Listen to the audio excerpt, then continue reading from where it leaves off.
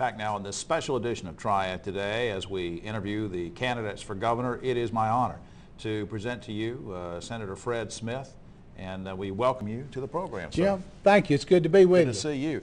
Let's start out talking about health care. You're a businessman, and kudos to you for taking care of your employees. I mean, even your opponents have talked about, you know, how you provide health care insurance and this kind of thing. A lot of people aren't so lucky, though, and they're having trouble meeting those health care premiums.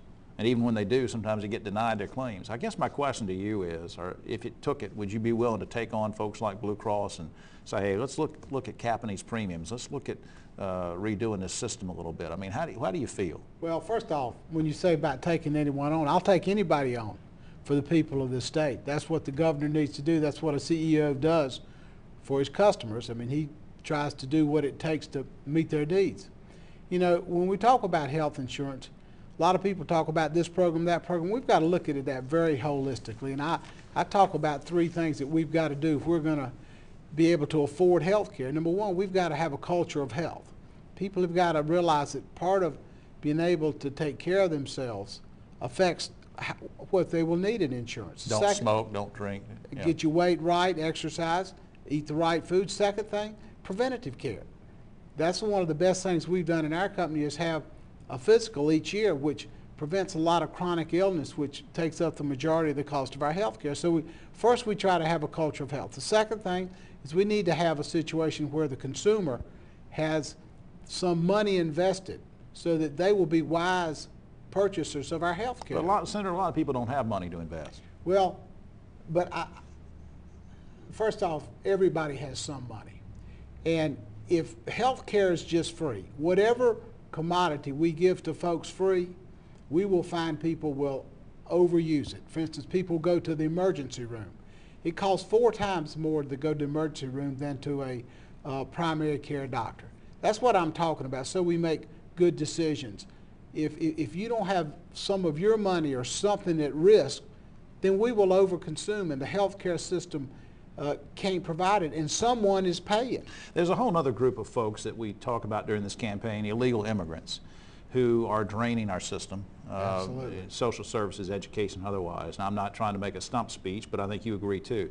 But let's tie this all in. Where do you come down on, should we deport illegal aliens? Should we do amnesty? Where do you stand? Well, the first thing we need to do is the federal government needs to protect our borders. That's their responsibility. The federal government needs to uphold the rule of law and to come up with a solution to solve this problem that's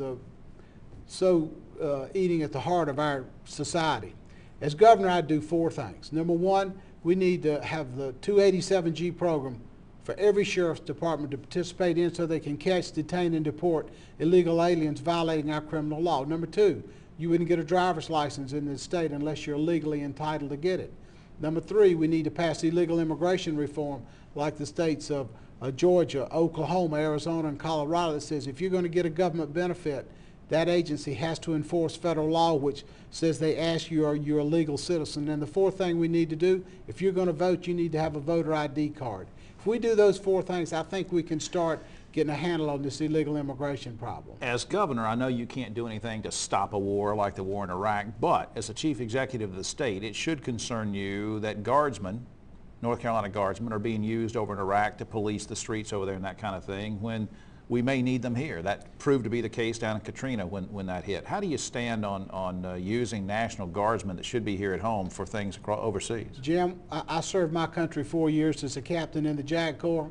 I followed the orders of my commander-in-chief. I served in the Guard for 3 or 4 years. I followed the orders of my commander-in-chief. But aren't we vulnerable here? If we're going to have the freedoms that the soldiers have always provided to us, then I believe we've got to do what needs to be done to protect freedom. And the Commander-in-Chief made those orders. I believe this state needs to comply with those orders. I just believe that's what we need to do. I think that the National Guard, we don't need to send all our National Guard. The men and women serving in the National Guard are so dedicated. They do so much for our country. They can get the job done, and they will get the job done. Final thing, we have about a minute left. Why are you running for governor? I believe we need new leadership. I believe we need to change management in Raleigh. As I've gone all across this state and have talked to people all across this state, they feel like the government's broken. They feel like we need to fix it. They feel like they're not getting their money's worth on the $21 to $22 billion they send to Raleigh. We can look at the education system. We can look at the roads, deteriorating roads. We can look at mental health. And we can just go down the list. We need new leadership that has business experience and governmental experiences that can make sure that our taxpayers get good value for their dollar and get government fixed. All right, some are saying that it looks like it could be a runoff between you and Pat McCrory. We'll see what happens, and we'll invite you back. And well, thank you. Good luck. It's good to see you. Thank you, Senator.